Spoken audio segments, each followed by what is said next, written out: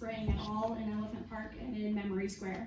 So the problem is that there are noxious weeds and invasive weeds that were required by state law to remove, and there are also, burrs and thorns and things like that, that if you're a little foot on a playground or something like that, it can be very harmful to step on, like a goat's head or on a thistle. So we need to expand our volunteer programs to help mechanically remove these weeds by pulling them and keeping them out of the areas that we don't want them in while we reduce the herbicide use.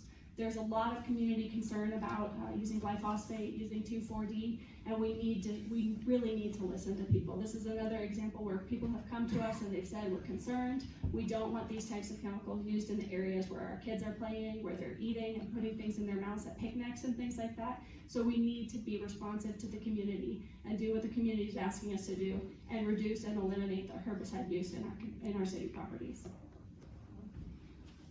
I disagree with that. We certainly don't want to be poisoning our citizens and our pets. And when something's found to be noxious and cancer causing, we need to stop using it.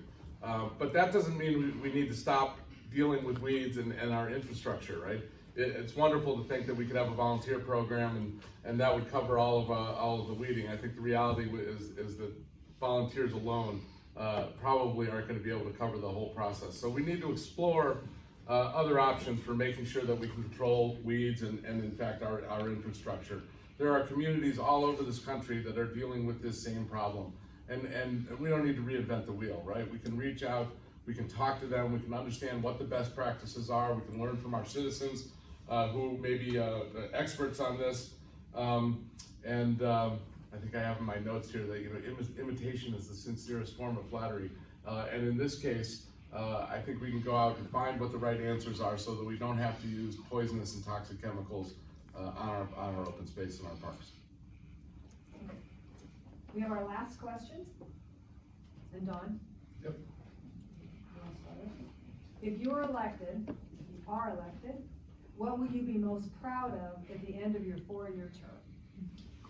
That's a great question. I would look back on a couple of things. I think from a real practical standpoint, getting some energy and process moving forward on the Parcel O process, Parcel O area of town would be a significant accomplishment.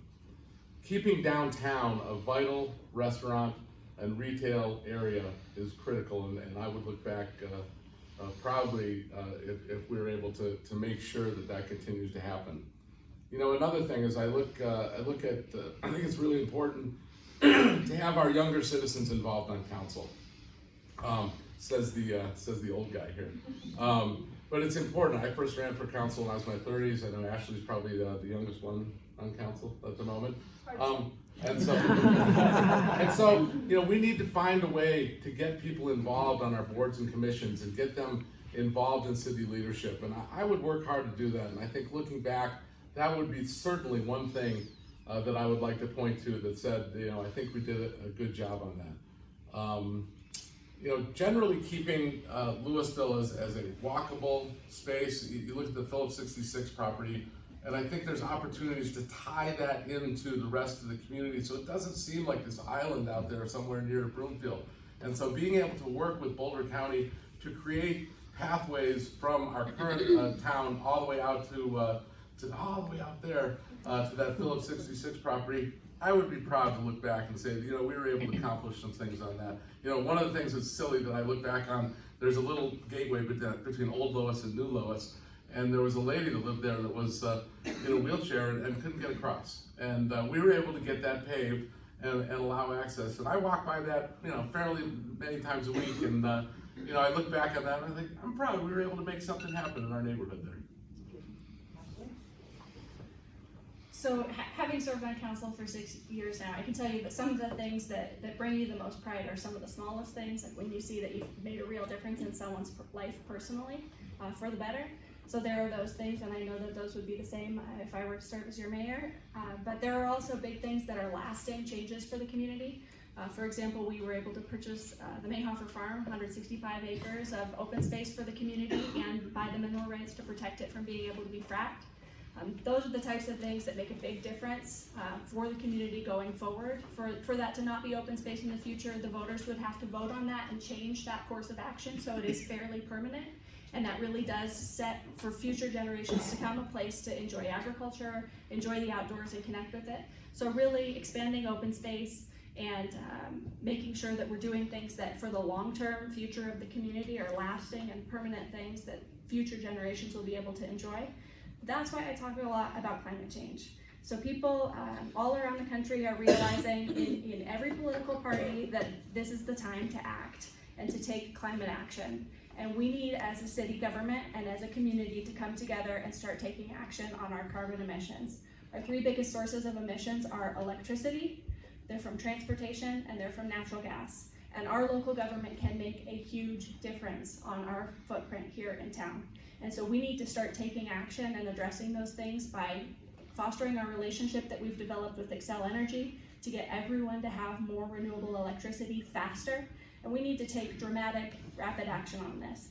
If I'm elected mayor, that will be the thing I'm most proud of, is being able to say to the community that we've taken real climate action. We're now a leader, we're reducing our carbon footprint, we're doing the right thing for future generations, and we can stand proud and show other people how it can be done. You guys are an awesome audience. I see a couple people nodding back there. Right behind that tall bearded gentleman there, Eric, is coffee. If any of you Eric will be your barista, will help you pour up some coffee. But yeah, I think now we go to questions from you guys.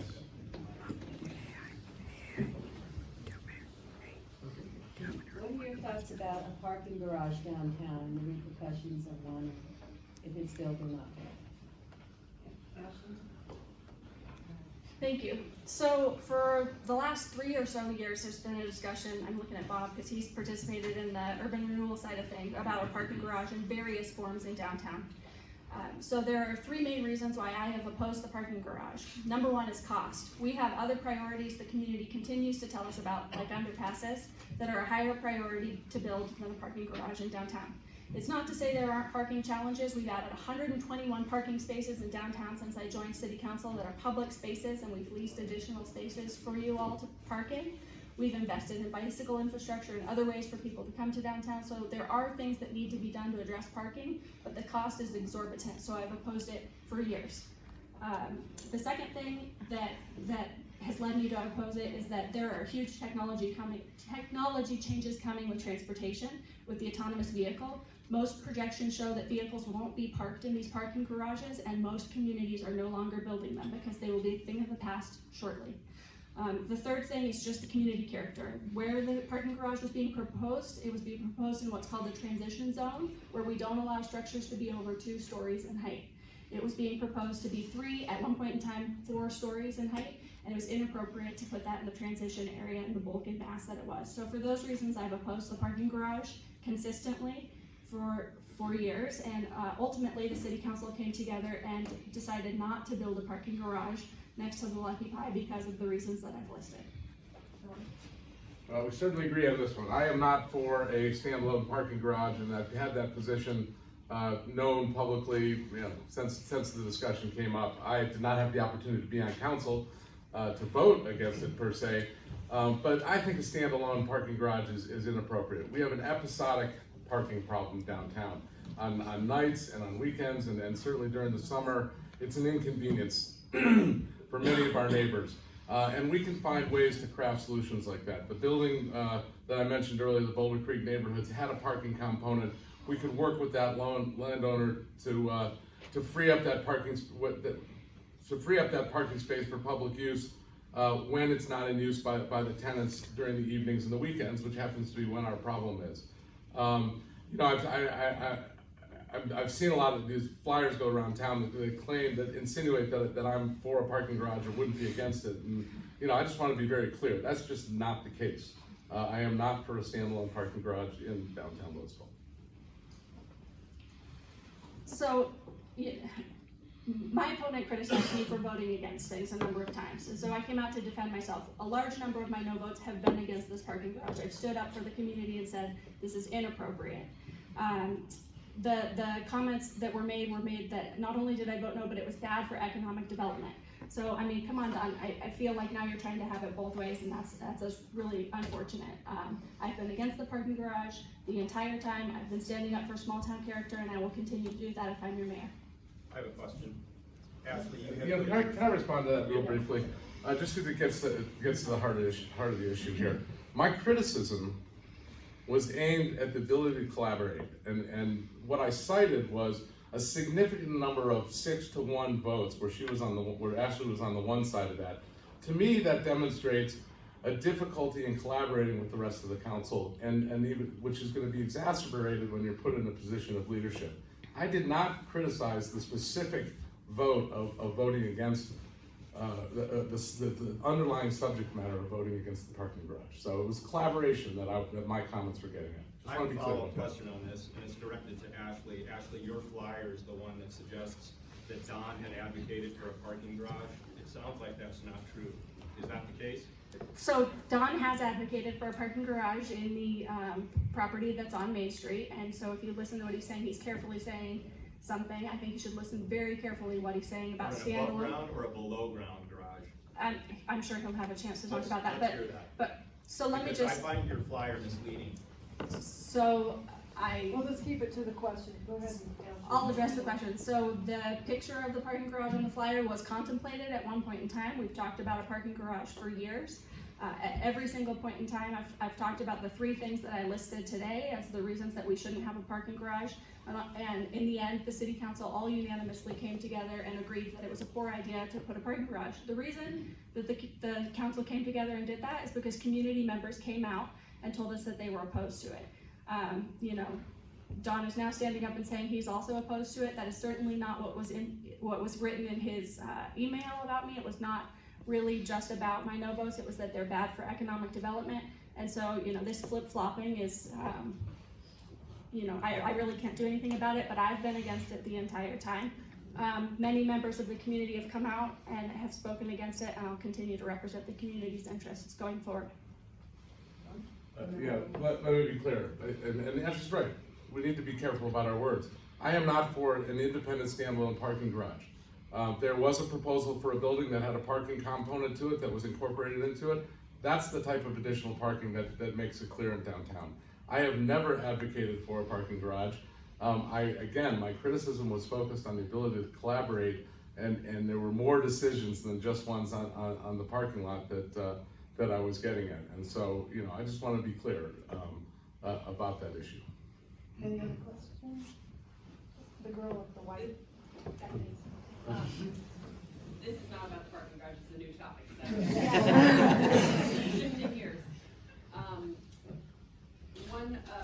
One topic that comes up repeatedly is, everyone knows this is a great place to live, limited housing availability, housing prices. I sell real estate in town, so I see either older, we have a lot of baby boomers and up, getting priced out of town, they like to downsize or get into a more livable home for their season of life. Also see younger people trying to move in a community. I also understand real estate's a commodity that we can't control the prices, but just wondering what both your perspectives are on housing affordability and the concept of that, not necessarily creating mass amounts of housing, but some opportunities coming from the mindset of, you know, I'm more interested in building a bigger table than a wall. So how would you respond to that? Don? Yeah, thanks, Bethany. You know, I've focused a lot during this campaign and talked about the cycle of the housing for the entire cycle of life. And what I mean by that is what I talked about earlier, of having housing for the empty nester community, housing for our 20-somethings that can't afford, and we can be creative in creating different types of living spaces to create a community that incorporates both of those types of groups. As you mentioned, affordability is a challenge, right? But part of affordability is supply. And to the extent that we create places for people who have been here for 20, 30, 40 years to stay in our community and continue to be a part of our collective character, for places where our kids can continue to be here, is critical. This is a challenge that we fought for a long time. I remember when Mayor Davidson argued against additional housing, within 2 years of being not mayor anymore, he ended up moving out of town because he wanted a single floor living options. I would like to chip away at that problem and see if we can create spaces to keep our residents and our longtime people in town, as well as our children, and give them a place to live in town. I know that was definitely an objective when a lot of the housing was being built, let's say in the 90s and 2000s. Families were thrilled that they could keep their kids living around here. Again, we don't have room for thousands and thousands of houses, but we can chip away at this by being intentional about the type of housing we build and targeting at those two communities so that we keep our community whole. Thank you. So I'm supportive of what's called the regional housing strategy, and the reason that that's important is that we have a huge housing problem in Front Range Denver. It's not limited to Louisville, it's not limited to Boulder, it's expanded to the entire Front Range, where there's a tremendous amount of pressure on housing prices, and it's gone up in every area. So this regional plan has us working together in Boulder County to try to get 12% of our housing stock as affordable housing for market rate, for workforce housing and for low income housing, so that we can have all different kinds of incomes in our community, and that we don't just become a homogeneous community of incredibly wealthy. So I'm very supportive of that. It's an expensive plan to execute, and so the county is going to be coming to everyone next year and asking if we all want to pitch in and pay to have that plan executed. These are the types of things that we need to have in place to be able to have housing that is at these different levels. If you've noticed in the last 10 years or so, there's been a lot of housing added to Louisville, different types of housing. Some of it single floor, some of it townhousing, some of it condos. None of it is less than $650,000. Most of it is well over $800,000. So there is not a solution that just says, let's build 200 houses and they're going to be market affordable. That's not a reality, and that's why we need to have these programs where we work together as a region to try to solve the problem. Some of the things that it talks about doing in the plan that could be a good fit for Louisville is protecting our most affordable housing. So we have some condo units that are for sale units. We have our mobile home park in the community that are under a tremendous amount of pressure for redevelopment to become high-end luxury units. Those are important members of our community that could easily become priced out if that area is redeveloped and people are pushed out of the communities. So we need to look at who's at most risk and try to protect the members of the community that really are at the most risk. I want to make a clarification point first on the question. So the clarification point is to something you said, Ashley, which is about autonomous vehicles. I'm a professor of computer science at CU Boulder. Autonomous vehicles are not coming to save us from driving anytime soon. If you follow the technology very carefully like I do, you see that these things they're not really ready for the road yet. And so probably within our lifetimes, maybe our children, when they are our age, will be driving these things. But within our lifetimes, it's just not going to happen. We'll all be driving cars until we're dead, driving ourselves. So the question I wanted to ask was about climate change. So this is maybe the defining issue of our lifetimes. And all of us need to do something in order to chip in to make it less of a problem. And the scientists say very clearly that housing policy is a clear part of how we're going to solve the climate issue by reducing our carbon footprint. So actually, you talked a little bit about that being something we really care about, but I'm a little bit concerned that your opposition to new housing is just going to make the problem worse, because we have a great location here, very close to Boulder, very close to where people work. We have a great transit hub. We're a very sort of walkable city. If we had more people, if we could bring more people to our community, allow them to live here, that actually lower the carbon footprint of where they live relative to pushing them out away from the US 36 corridor, having them live in Erie or Longmont and so on, because that means that they drive much, much further. So what I'm curious to hear from both of you is what specific things, and it doesn't have to be housing in general, but just what specific things you think Louisville can do in order to reduce not just the city's carbon footprint, but its residents' carbon footprint too. Thank you. So right now there are 0 carbon emissions from the ConocoPhillips site. There's no one there. And there's also no transit that directly serves the site. It's over a quarter mile from the 36 transit stop, and most studies will tell you that people will not walk that far or bike that far. They'll still take their car. We also have seen over time in Louisville that we've added a lot of housing and we've added a lot of jobs, and we have maintained about 12% of people who live and work in the community. And that 12% number, you can see that all over the region. That just because you have housing and jobs in the same place doesn't mean that that's where the people are going to actually work. So we have to look at trips, and we have to look at our community's trips, and we have to look at the region as a whole on where to densify. And so trips have origins and destinations, so we need to make it easy for the residents who live in Louisville to use transit and alternative modes to get around, which is why I'm dedicated to adding underpasses. That's why I've been very dedicated to RTD's transit services that they offer and redoubling the efforts to get people out of single occupancy vehicles. But there are also, every day, 14,000 people that come into Louisville to work, and they don't live in Louisville.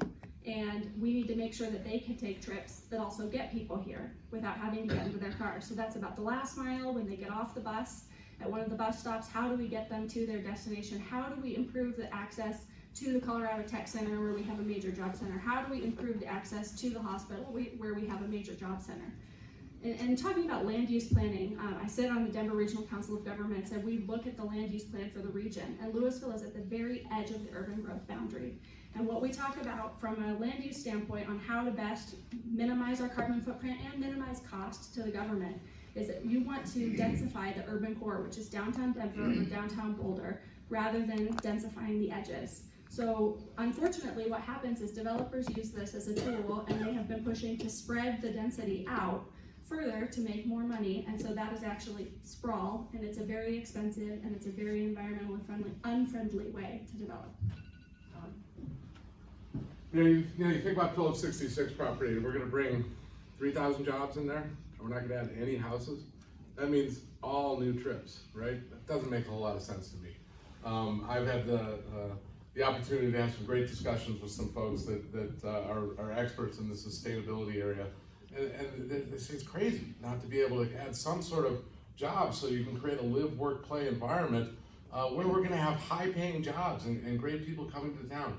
Look, we have a great multimodal transit hub right down on the McCaslin corridor. When there's opportunities, we need to take advantage of that. And I agree that housing policy really is climate policy to a great degree, and that we need to think about that as we get into our land use planning. The world has changed, right? And so our old land use planning was focused on, Sharpies with hard lines as opposed to watercolors and blended areas, right? And that's the way of the future, is that we're gonna see more kind of mixed use, blended areas where people can live, work, play, and maybe park their car for a while and get out of it. There are ways to create solutions to gap that quarter mile, if you will, and we can, in Louisville, we have high standards for development, and there's no reason we should give up on that. So as part of that Phillips property development, we can require implementation of some sort of, some sort of service that would fill up that gap, that quarter mile gap, if you will, down there. In addition, kind of going to my theme of let's get us all working together on projects, I think we can set goals in Louisville that we can work on individually, either for reducing our own personal carbon footprint or maybe our solid waste use, and have a way to track this. Mayor Pete said he was going to get rid of 2,000 homes in 2 years, and he had a tracking device on the website, and people rallied behind that. I think we can do similar things in Louisville to get us all working on the sustainability issues. Any other questions? Oh. So we're talking about a lot of development potentially at the ConocoPhillips site, and we know that we live in a semi-arid region. How are we situated for water, and what would the infrastructure costs be, and who would pay for those costs for adding such a large development to our town? Yeah, no, those are certainly concerns with any sort of development, right? I was talking to our former mayor today, and he was talking about a proposal up along 95th, and one of the real challenges about that property is bringing sewage over to that property, appropriate sewage. And so that needs to be a part of every discussion we have. Now remember, that parcel that we're talking about, 7,000 people a day came in and out of there not 25 years ago, right? That was a major facility. There is water infrastructure and sewer infrastructure up there. Does it need to be modified and adjusted? Probably, of course, right? We're gonna rethink that whole neighborhood. But to think of that as a complete green space property, it just isn't the reality, right? The reality is that was the main economic driver of our town for many, many, many years. We've gotten used to it being open. Wouldn't it be nice if we can actually access that property? The current developer is talking about opening it up So that's the second largest open space parcel in the city of Louisville with trails, so that we actually can access that property. So infrastructure is by all means a big part of any proposal, but Louisville has done a great job of making sure that we're strong in our water supply and as well as how we take care of our sewage. So. Thank you. So when we approach a development application, it's really important that we look at the impacts from the water quality and do we have adequate water infrastructure? Do we have adequate sewer infrastructure? So anytime there's a proposal, it's important to understand what the impacts are and ensure that current ratepayers aren't paying to subsidize the development. So we need to make sure that the cost is borne by the person that stands to make the profit off of it, and that existing ratepayers don't have to pay through their water bills to acquire that additional water that would be necessary for a large development. Yeah, I've a sustainability question. The majority of the carbon used in the city is by businesses, not by residences or the city itself. What would be your plan or your ideas for getting the businesses to become greener, and when they're building their buildings, to build them in a greener, more sustainable way? Thank you. So the question was about how to make businesses more environmentally friendly. So the city has adopted the most recent energy efficiency code, and that makes a big difference on how buildings are built and to what standard they're built. So I went down to the Capitol and testified this year. The state passed a rule that cities, if they have a building code, have to adopt one of the three recent energy efficiency codes. And what that does is really makes all buildings come up to a standard that's much more energy efficient. And so the per square footage impact to the environment from new buildings will go down over time, and that's a real positive thing. But if you look, the huge amount of carbon emissions that we generate is from our electricity, and that's why it's so important that we work in partnership with Xcel Energy. So we've started doing that, and we're one of 7 cities that was selected to participate with Xcel Energy to understand how we can actually bring more renewable energy to our communities faster. So they're doing these pilot programs and trying to understand it, and we need to continue to work with them to see if there are ways, cost-effective ways, that we can get our community more renewable energy faster than their 2020 timeframe. So really that is a critical path item. It's over 50% of our carbon emissions in Louisville are from the electric grid and the electricity that we use.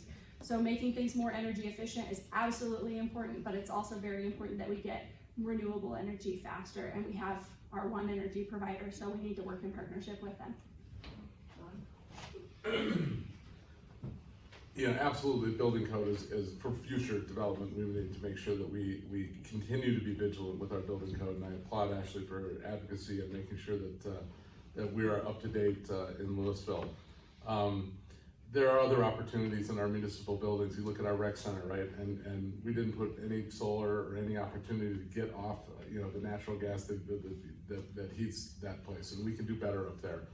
Now it's going to require retrofitting for that building, but it's an investment that's worth making. Probably, I'm sure that there was, a lot of thought put into that building, and I'm sure there was some concern about the upfront cost. But if you manage that over the long period of time, I don't know. In my book, it seems like it would have been wise to incorporate that, and we certainly need to do that for all future developments. I think similar to what I was talking about getting our citizens engaged on this issue. I learn all the time from one of my neighbors who says, why are you doing it that way? You could do it this way, and it's more sustainable. We can challenge our businesses and set goals. Use tools that we have, like the Business Retention and Development Committee. We used to host a CEO forum out there. Why don't we bring them together? Why don't we talk to them about what they can do within their businesses to reduce their carbon footprint, and then set goals that we can track and all get behind and watch come to fruition, and work together as a team to reduce our carbon footprint. Well, I've been here for about 20 years, and I'm sure many of you have been here for as many, if not more. And so my frustration with the current council that we have is that we've had that, and I know we keep talking about the Sam's Club area, or whatever, but I think I'm gonna rip my hair out if I see us go 4 more years and we've not really done something. I've been somebody who's been showing up to the meetings and listening to the ideas and seeing us spend money on getting, research done and everything, and to be perfectly honest, it's been a lot of years of seeing a lot of conversation and not anybody that's a doer. Are you gonna be a doer? I mean, I'm hearing Don, and he's got some great ideas, and I like the idea in having looked at a lot of communities, and to be perfectly honest, if we can build some really cool things on the main level and do some housing for younger people and, people that are, no longer have kids at home, to where you can be a much more vibrant community. I think we've done an amazing job in this town with doing something with down, on Main Street and Front Street, and I just think it's our time Do you have to a get this question? done. Well, I'm just saying, are you gonna do something this time? I mean, are you gonna go in and fight for it? Because you've been on the council, and I'm not seeing that happen. Are you asking this directly to Ashley? or- I really am more asking Ashley. I've gotten the feeling from Don what he's gonna do. I'm asking Ashley, are you gonna actually do something this time? Yeah, so the city council has been trying a number of different things, and it was originally owned by Walmart, right? And Walmart sold the property to someone else who now owns it, and the property is now under contract again. I think that the person who has the property under contract is actually planning on an actionable path forward. So I do actually think that there are things that are being done, and the city really can do things that'll make a big difference. So the city can invest in public infrastructure, which is the green space that I talk a lot about. And community members can get behind that. We can add like a splash pad, a plaza area, places to have lunch, and we can invest in those types of public infrastructure to help the developer be able to have some successful retail in the front. So yes, there are actionable things. Amending the general development plan is currently happening as we're talking, where I think, it depends on who gets elected to council. I see several candidates in the audience. Whether or not the council will have the stomach to condemn the covenants, I don't know. We'll have a whole new group of people to have that conversation with. And I have seen communities around us try to address these same problems. Broomfield has had, in their downtown Broomfield strip, they have their vacant Safeway.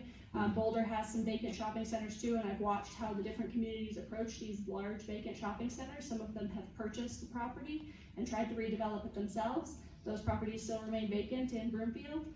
In Boulder, they've looked at opportunity zones and some urban renewal area with tax increment with limited success. So I really do think investing in public infrastructure, amending the general development plan, and then seeing if my new colleagues, whoever they will end up being on council, have an interest in condemning the covenants is the path forward that will get us retail on that property in a vibrant space where people can really get together and gather. Yeah, just real quick, because I have talked a lot about this. I number one, that's got to be one of my top priorities, is focusing on that property when we come in. I think we need to be very proactive. Rather than jumping right to the master planning process, what I would do is reach out to the landowners there. Let's have a discussion about what their hopes and aspirations are for that property. Let's let them be clear about what we need out of that property. Again, walkability, vibrancy, a community gathering space, almost the plaza concept of another area for our citizens to gather. And let's come up with some ideas of what it could be.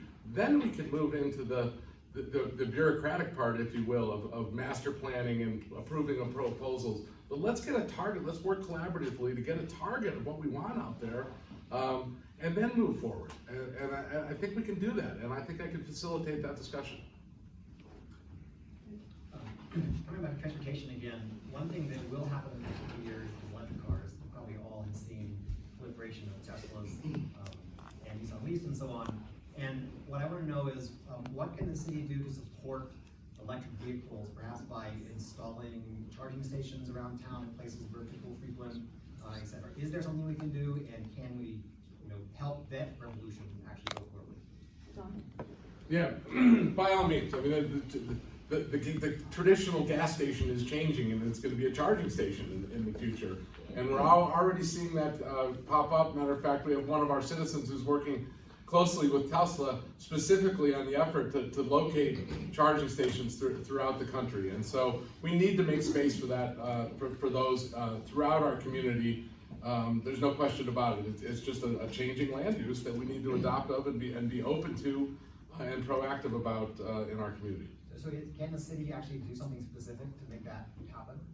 Well, I would think we would need to look at land use plans to make sure that that's an allowable use under current zoning places. Joshua, would you like to?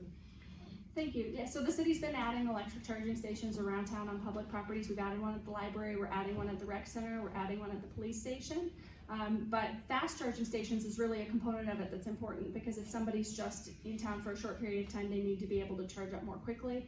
So we're looking at where is a strategic place to ensure that we have fast charging, whether it's off the freeway, when people come off on the McCaslin corridor, maybe for lunch, if there are fast charging stations that can locate in those places, like where traditional filling stations would have located. So we need to understand where we need to put the types of infrastructure that are needed and continue to add more public infrastructure like we've started to do. We're also looking at turning our city fleet over, so we've been doing a study to understand if we can replace our city fleet with electric vehicles. Some of the types of vehicles that people have, like, are the just, you know, drive around type vehicles, but like say a snow plow, for example, they don't have the same number of snow plows that they build, so we haven't been able to find a snow plow that will adequately do the snow plowing job and be electric. So we're trying to understand our city fleet, how we can turn it over and have more electric fleet. At the same time, we're trying to use that to de-peak our electric system. So at city facilities, say like the water treatment plant, you run pumps and motors and generators for a short period of time, which creates a peak of electricity use, which makes our bills very high. If we can put our fleet charging stations at those facilities and charge in the hours where we're not using the motors and the equipment, we can actually de-peak our system, and we can lower our bills for everyone who's served from those services like water, sewer, and things like that.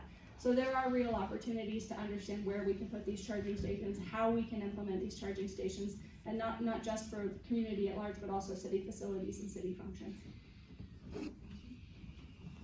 Hi, I've been a resident of Louisville for about 10 years, and I've started a business downtown. Sat on the DBA board for a couple of years, so I was in those meetings and worked with the chamber and the art association and various things. And our take as a group of downtown business owners was that Louisville kind of skyrocketed, and suddenly these neighboring communities were sort of stealing that thunder, whether it was lease incentive plans, or any tax incentives, or various things, or recruiting. We also saw like Lafayette doing a pretty aggressive marketing campaign for their retail and restaurant businesses downtown. And the word we got back was sort of that, Louisville's basically 100% occupied downtown, so there's no problem there. But what we were seeing is lack of sort of more creative businesses, or bringing or keeping that vibrancy alive. And I'm not sure what the question is really. I guess, do you think Louisville downtown is A-okay and there's nothing to be done? Do you think the city should have a part in recruiting and bringing businesses to town? And how would you approach that? Thank you. So for years, I've been trying to get the city to have an active retail recruitment program. We still don't. This is a really important key when we're recruiting this new economic vitality director, is to recruit retail that's compatible with the other retail that we have in town, so that when people go shop, like if you're going and shopping for your wedding, you might want to go to several dress shops, and that's why you'll see districts where people locate together, or antique shop districts. And even with the types of shops we have in town, like you might be able to get a nice outfit in downtown, but are there enough opportunities for shoes or accessories or other things like that? So how do we bring in the compatible types of uses and recruit those types of retail? The city does work really hard to try to invest in downtown, and what's important is that we listen and change as things go. So the city pays for the downtown patios and flowers largely. The city pays for the lights in the wintertime, and this is all good stuff. Like, we pay for the brickwork because it adds to the character of downtown, and we don't do that in any other part of the city. So we put extra care into the downtown to make sure that it has a special feel. And if the things that we're doing aren't working, and the business owners think we need to pivot and do something different, there's certainly an opportunity for that. Great question. We did touch on it a little bit earlier, but I have been an advocate for downtown and acted in that way as downtown blossomed many years ago, right? And it did have to, it was intentional. We have to be active at doing that. What's changed in the last 10, 12 years that I've been off council is that, as you mentioned, our neighbors have grown up around us, and they've become active in this space. We need to, again, defend the retail that we have. Let's talk to our business owners, our retail owners. What's working for you? And more importantly, what's not? So we can understand what their needs are and keep them here. having a conversation with one of our business vitality individuals that was interviewing that's from Winnetka, Illinois, which is a great town. It's got kind of similar downtown retail, if you will.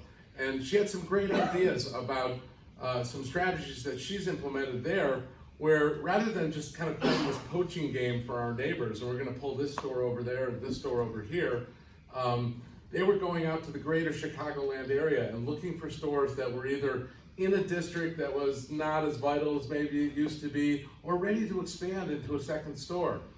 We have a great metro-wide area. You know, we love to live in our little bubble here, right? But there's a vital metro area out there. We can go out and we can find retail opportunities that would want to be in Louisville. And I would work hard to do that, and have in the past. You know, when I first got on council, you know, it was kind of my joke, the DBA wasn't really talking to the city, and the city wasn't talking to the chamber, and the chamber wasn't talking to the DBA. Everybody's kind of working in their own silo here. And I realized we have different missions. But we were able to kind of bring everybody together in a cooperative relationship. So, you know, much of the work that I would do as mayor is not going to be on Tuesday nights in the chamber. It's going to be walking around, making connections, creating collaboration. Having an active retail recruitment program is absolutely part of that. Maybe a couple more questions? Well, I'm extremely proud of our little bank of solar collectors out by the sewage treatment facility. What are you gonna do to double down or triple down on that? And has anybody approached a private-public partnership to create a solar farm for the businesses of downtown to invest in, so we can be the greenest city in this county? Yeah, no, I think that's a great example of taking leadership on a sustainability issue. I agree. I'm proud of that every time I ride by it. It's a great investment that was made subsequent to when I was on council, but boy, I'm sure glad it's there and it makes sense. I like the concept of creating a solar farm that people can buy into, finding a way that businesses can work together. I don't know if there's the right land to locate that kind of solar farm here in Louisville, but maybe we can partner with somewhere where there is the land to be able to do it, buy into shares of that. That makes total sense. Sustainability and solar, you know, those type of things, every issue that we look at, we need to look at through a lens of how can we do better from a sustainability standpoint. Thank you for the question. So since I've been on city council, we've increased the amount of solar power that we use to operate city facilities dramatically, and we now get 50% of our electricity for city facilities from renewable resources. And so that's by investing in solar farms. We have one that's right off of Marshall Road that we're part of, that those solar panels feed our city facilities, and another one that is in Weld County that feeds our facilities. There's a program called Jack's Solar Garden that is in Boulder County that they're right now taking lease agreements on, that residents and businesses in the city can look to invest further in solar in that garden that's going on right now. And I've been talking to a company that's called Amoresco and a number of other ESCOs. ESCO stands for Energy Services Company. And what they do is they come in and they look at your facility and they look at your bills today as they stand, and then they put in capital infrastructure that lowers your bills, and you fix your bill for a period of time, and that pays off the capital that they've put in. So they're looking at what it would take to put solar on the rec center, what it would take to put there are these solar car parks where you have large parking lots where you can put solar structures over parking. So that you're taking advantage of the light that's there, and you're still facilitating the parking spaces. We could do things like that at the rec center. There's a huge opportunity for us to continue to expand in this area. Even once we get to 100% renewable energy just through Excel Energy, we can continue to add additional solar capacity in our city in spaces like tops of our buildings that we've prepared and in car parks to add electricity for communities around us. We're almost there, well, we're past our time. There was a gentleman, one more.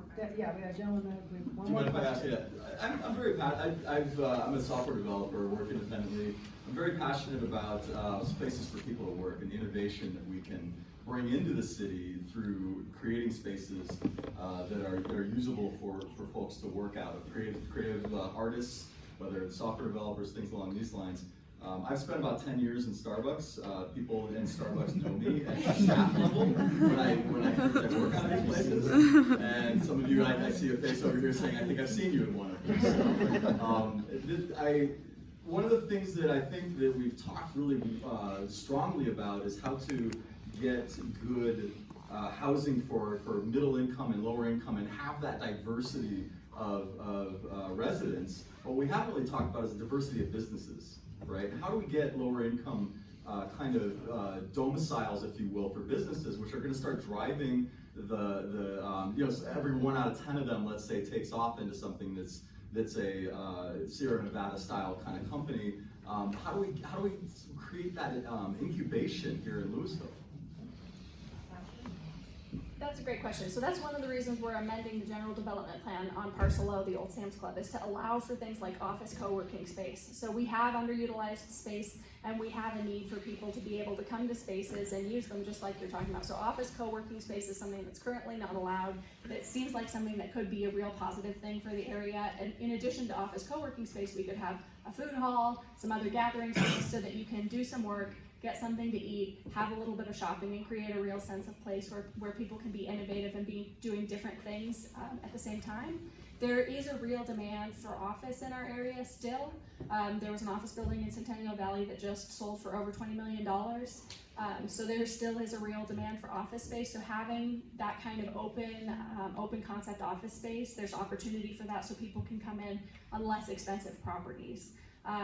There's also opportunity for us to use you know, underperforming city space to allow for more types of co-working and other types of creative uses. We have several properties on Main Street that the city owns that we'd look to revitalize. For example, we own the old Blue Parrot parking lot. There's a real opportunity to do something creative there when we run out of the term on the parking structure plan. So we could do something there that would facilitate creative ideas, and we could do incubator type things. In the past, the city's looked at doing incubator things. The Chamber of Commerce has done some really cool grants and incubator things in the past, so there's a real opportunity for that.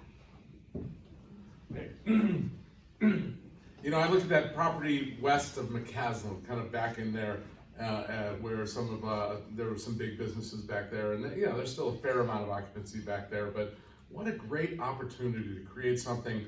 Perhaps we call it the Louisville Launchpad, right? And we recruit an incubator to come in there, and they begin to surround themselves with startup and early stage businesses. Having that kind of creativity in town and having it in a zone where it works together is gonna feed upon itself, and it's gonna create a lot of energy and a lot of activity and really reactivate an area of downtown that would also have to eat lunch and spend their daytime sales tax dollars right over in that corridor. We've got the multimodal transfer corridor right there to bring people in who need to work at these places or who will want to work at these type of places. So while some of it's a land use plan, some of it's really a bit of a marketing plan, right? And creating an idea and going out and reaching out to the owners of those buildings and talking about how do we turn this in to, you know, the Louisville Launchpad. And, you know, I tried to name my company and was voted down, and it ended up to be a much better name. So that may not be the right name, but it expresses the concept of what we're going for, to create some excitement and some buzz around a concept, to bring the creative and artistic folks to town that will energize Louisville for the future. We will do closing statements, and Ashley, since you started, we'll let Dawn start with closing. Great. Well, as I mentioned, you know, our campaign's bringing a positive message of collaborative, proactive leadership to Louisville.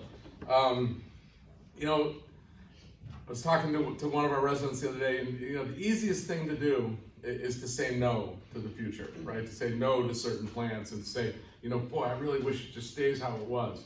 It's much harder to find a way to say yes, right? And what that requires is reaching out, sharing what our needs are, what our desires are, sharing what our fears are, learning the same from whoever's on the other side of the table, not being scared of a conversation with the developer as we move forward. I can bring that kind of collaborative, proactive style of leadership that not only is going to activate certain properties around town, but it's going to get our council, talented group of individuals, working together towards common goals. If anything that I've said to you tonight kind of makes sense, I urge you to support my candidacy, our candidacy for mayor, my candidacy for mayor, and I'm going to look forward to working with all of you over the next 4 years to bring some of those ideas to life. Thank you. Oh, and by the way, thank you, Moxie Bread Company. and the Chamber of Commerce and Shelly for being here, and thank all of you for being out here tonight. Thank you all for coming. It really is great to see this much public participation in the process. Louisville is a very special place. It would be very easy to just do something on every single property in town and just have something done for something's sake. What's much more challenging is to implement the vision of the community. People tell us that they want green space, that they want open space. The city councils that have come before and the city council that I serve on have worked diligently to add that green space to the community. And it's deliberate and it's intentional and it improves all of our quality of life. It would have been very easy to just allow that all to be developed into housing or office or or highway, anything. But it was important to the community to preserve that as natural space so we can connect back to nature. That's an important thing for us in Colorado.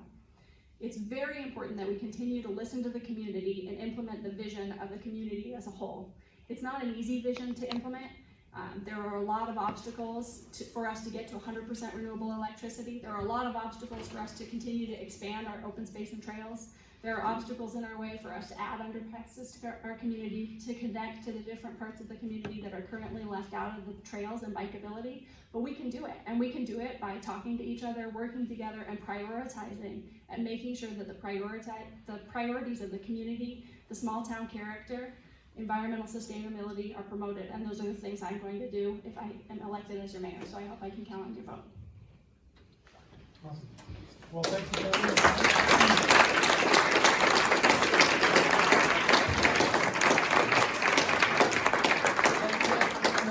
Incredibly informative debate, and I think a lot of amazing questions from you guys. Thank you, Shelly, for putting it together. Simon, thanks for running the sound, and thank you to the fire station for the backup for the weather. Have a great night.